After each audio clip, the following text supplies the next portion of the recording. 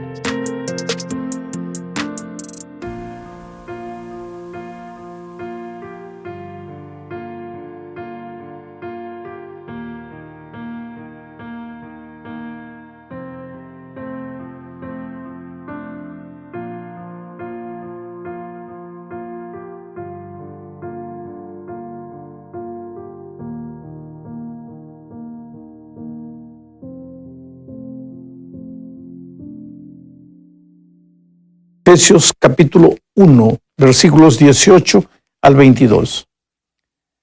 Que Él alumbre los ojos de vuestro entendimiento, para que sepáis cuál es la esperanza a que Él os ha llamado, cuáles las riquezas de la gloria de su herencia en los santos, y cuál la extraordinaria grandeza de su poder para con nosotros los que creemos, según la acción de su poderosa fuerza.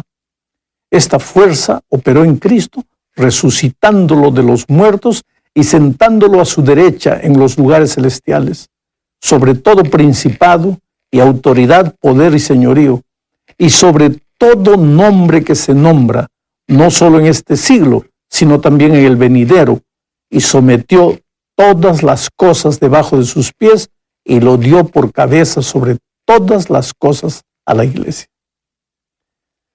Mi amado, el texto fue un poco largo, pero el pensamiento central de los versículos que acabo de leer es la súplica de Pablo para que Dios nos ayude a entender tres cosas. Primero, la esperanza a la que Jesús nos ha llamado y las riquezas de la gloria de su herencia. Él nos llamó no al fracaso ni a la derrota, Él nos llamó a la victoria. La segunda cosa que debemos entender es la extraordinaria grandeza de su poder para con nosotros los que creemos en la acción de su fuerza poderosa. O sea, Dios no es un Dios endeble, es un Dios poderoso, todopoderoso, ha derrotado completamente a las fuerzas del mal. Y tercero, la fuerza que operó en Cristo, resucitándolo de los muertos y sentándolo a su derecha en los lugares celestiales, sobre todo principado y autoridad, poder y señorío, y sobre todo nombre que se nombra, no solo en este siglo, sino también en el venidero, sometiendo todas las cosas bajo sus pies. Eso es lo que dice Pablo. Entonces, querido, después de entender estas tres cosas, ¿cómo es posible que alguien continúe esclavizado por las fuerzas del mal que dominaron su vida antes de conocer a Jesús? Es imposible, porque todas las fuerzas del mal están bajo los pies del Señor. Vamos ahora a la segunda parte de este estudio. Aquí hablaremos de que aunque antes de conocer a Jesús hayamos andado en las mismas tinieblas del demonio, una vez justificados, el enemigo no tiene más poder sobre los hijos de Dios. Mira lo que dice San Pablo en Romanos capítulo 8, versículos 31 al 35 y también al 37. Dice, ¿qué pues diremos a esto? Si Dios es por nosotros, ¿quién contra nosotros? El que no escatimó a su propio Hijo, sino que lo entregó por todos nosotros, ¿cómo no nos dará también con Él todas las cosas? ¿Quién acusará a los hijos de Dios? Dios es el que los justifica. ¿Quién es el que condenará? Cristo es el que murió. Más aún, el que también resucitó, el que además está a la diestra de Dios, el que también intercede por nosotros. ¿Quién nos separará del amor de Cristo? ¿Tribulación, angustia, persecución, hambre, desnudez, peligro o espada? Antes, en todas estas cosas somos más que vencedores por medio de aquel que nos amó. Amigo querido, me impresiona la promesa divina. El otro día, en una reunión evangelística, el enemigo tomó posesión de una persona que había lidiado con la hechicería toda su vida, pero al estudiar la Biblia, esta persona se había dado cuenta que había servido al enemigo de Dios y no a Dios. Entonces decidió entregar su vida a Jesús. Pero cuando la persona estaba viniendo para adelante, entregándole la vida a Jesús, el enemigo la tomó y la arrojó al suelo. Ahora, lo impresionante fue la voz que se oyó. Quien hablaba era ella misma, pero su voz era la voz del enemigo y decía: tú eres mía, no pienses que te vas a ir, tú me perteneces. Pero la promesa divina es: ¿quién acusará a los hijos de Dios? Dios es el que los justifica. ¿Quién es el que condenará a un hijo de Dios? Cristo es el que murió por ellos. Más aún, el que también resucitó, el que además está a la diestra de Dios, el que también intercede por nosotros. Ah, mi amigo querido, ¿esto no es maravilloso? No importa lo que hayas hecho en la vida. El momento que le entregas el corazón a Jesús, naces de nuevo. Y a partir de ese momento, el enemigo no tiene más poder sobre ti. Coloca bien eso en tu mente y en tu corazón. Pero la victoria no depende solo de Jesús. El ser humano necesita apoderarse de esa victoria. Por eso, Santiago 4:7 dice lo siguiente: someteos pues a Dios, resistid al diablo y huirá de vosotros. Mira, aquí la palabra resistir puede dar la impresión de que es el ser humano el que enfrentará al diablo y lo vencerá. Pero en el griego original, la palabra resistir es antistemi, que significa literalmente pararse para mirar al enemigo. No necesariamente luchar contra él, sino encararlo, no correr, no huir, no escaparse. ¿Por qué? Creo que Pedro nos da la respuesta al decir en 1 de Pedro, capítulo 5, versículos 6 al 9, lo siguiente: humillaos pues bajo la poderosa mano de Dios, para que Él os exalte a su debido tiempo. Echad toda vuestra ansiedad sobre Él, porque Él tiene cuidado de vosotros. Sed sobrios y velad, porque vuestro adversario, el diablo, como león rugiente, anda alrededor buscando a quien devorar. Resistidlo firmes en la fe, sabiendo que los mismos padecimientos se van cumpliendo en vuestros hermanos en todo el mundo. Aquí se usa nuevamente la palabra resistidlo. ¿A quién? Al enemigo diablo que parece un león. ¿Cuál es la parte humana en este texto? Humillarse delante de Dios y confiar en Jesús. Eso es resistir.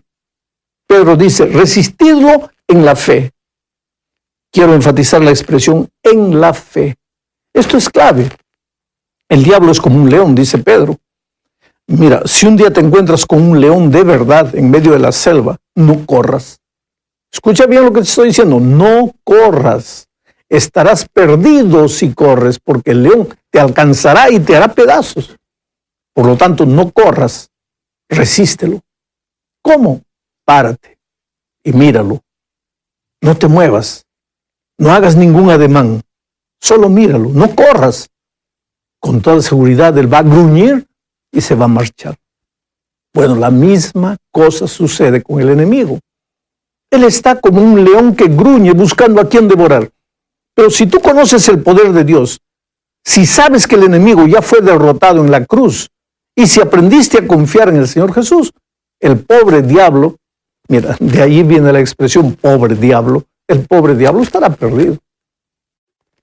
Claro que el consejo de Pedro fue para los cristianos que en aquellos días sufrían la persecución del diablo a través de los ejércitos romanos.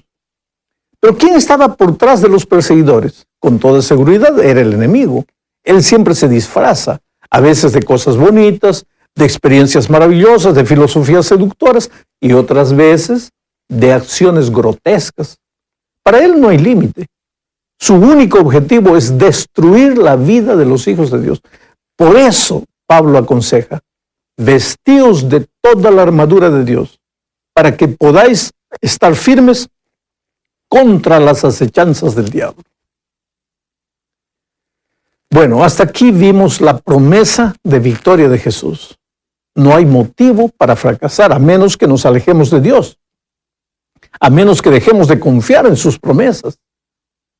Pero ahora veremos el ejemplo de victoria de algunos personajes bíblicos. Esta es la cuarta parte de este estudio. Comenzaremos por los discípulos de Jesús. Leamos San Mateo, capítulo 10, versículos 1, 5, 7 y 8. Dice así: Entonces, llamando a sus 12 discípulos, les dio autoridad sobre los espíritus impuros para que los echaran fuera y para sanar toda enfermedad y toda dolencia. A estos 12 envió Jesús y les dio instrucciones diciendo: y yendo predicad, el reino de los cielos se ha acercado. Sanad enfermos, limpiad leprosos, resucitad muertos, echad fuera demonios. La gracia de gracia recibisteis, dad de gracia. Oh querido, este texto presenta la comisión de Cristo a sus primeros discípulos. Era una misión de victoria. Ellos debían, entre otras cosas, tener dominio sobre los espíritus inmundos. Deberían expulsar a los demonios. No había lugar para la timidez, porque la orden venía de un Cristo victorioso. Cumplir la misión y predicar el evangelio era para ellos enfrentar las fuerzas del mal. Pero ellos lo hicieron. Expulsaron a los demonios, curaron a los enfermos, hicieron muchos milagros. La única vez que no pudieron expulsar a un demonio fue cuando el corazón de ellos estaba lleno de ambiciones, porque querían saber quién entre ellos debería ser el mayor. Sabes que en mis años de evangelista he visto muchas veces la manifestación del enemigo en noches en las que las personas desean entregar la vida a Cristo. Al hacer el llamado, al invitar a las personas a rendirse a Jesús, yo sé que literalmente estoy invitándolas a romper las cadenas que los amarraron a una vida de esclavitud. Y sé que no es fácil. El enemigo, aunque derrotado, continúa vivo y hace todo lo que puede para retener a las personas en la prisión de sus hábitos y costumbres pasadas. ¿Cuántas veces, mientras las personas vienen al altar para entregar su vida a Jesús, el enemigo se apodera de ellas y las reclama como suyas? Pero también he visto en esas ocasiones, la mayoría de las veces, la manifestación del poder divino. Hoy, con experiencia, puedo decir que no hay un caso perdido. Jesús puede dar libertad a los que se entregan a Él. Sin embargo, hay un peligro en todo esto. Cristo puede hacer victorioso al que confía en Él, pero el instrumento humano corre el peligro de pensar que existe algún poder especial en Él como instrumento. Por eso Jesús dijo en Lucas 10:20, pero no os regocijéis de que los espíritus se os sujeten, sino regocijaos de que vuestros nombres están escritos en los cielos. Hay que tener mucho cuidado con esto. Bueno, mi amigo querido, llegamos al fin de este estudio hablando de la victoria de los apóstoles de Cristo en la iglesia primitiva. Hechos 5, desde el versículo 12 hasta el versículo 16, registra lo siguiente. Voy a leer. Por la mano de los apóstoles, se hacían muchas señales y prodigios en el pueblo. Estaban todos unánimes en el pórtico de Salomón, y de los demás ninguno se atrevía a juntarse con ellos. Sin embargo, el pueblo los alababa grandemente. Los que creían en el Señor aumentaban más, gran número de hombres y de mujeres, tanto que sacaban los enfermos a las calles y los ponían en camas y camillas para que al pasar Pedro, a lo menos su sombra cayera sobre algunos de ellos.